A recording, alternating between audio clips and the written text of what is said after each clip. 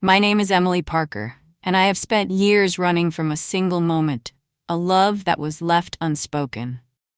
There are moments in life that change everything, but you don't realize their weight until it's too late.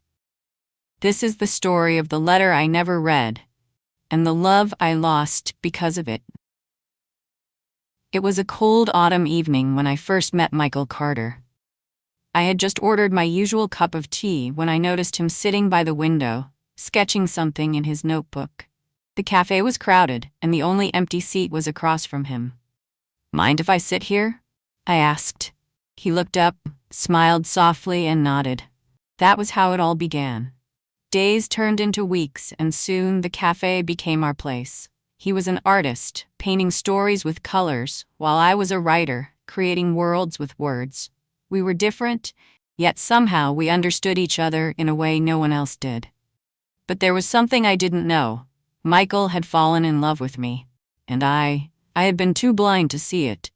One evening, as we sat in our usual spot, I told him the news. "I got a job offer," I said, stirring my tea. "It's in another city. I leave tomorrow." Michael's fingers tightened around his coffee cup. He opened his mouth as if to say something, but then he simply smiled. "That's amazing, Emily. I'm happy for you." I wanted him to tell me to stay. I wanted him to say that I mattered, that our friendship meant something more. But he didn't, and so I let it go. That night, I wrote him a note before I left. "Michael, I wish I had time to say goodbye properly. You are my best friend, and I will miss you more than words can say. Keep painting, keep dreaming."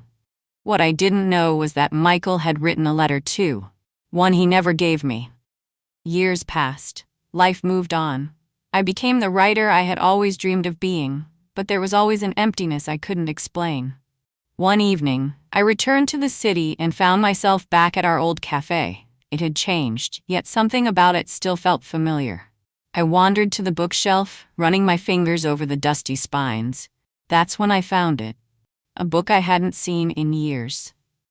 As I flipped through the pages, a folded piece of paper fell to the floor. I picked it up and unfolded it carefully. My heart stopped when I saw Michael's handwriting. "Emily," it began.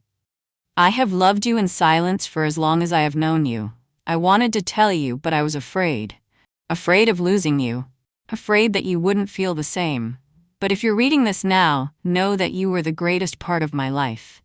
My hands trembled as I read the words I had waited years to hear, but it was too late. Behind me, a voice broke the silence. "Emily?" I turned slowly, my heart pounding. There he was, Michael, older, different, yet still the same.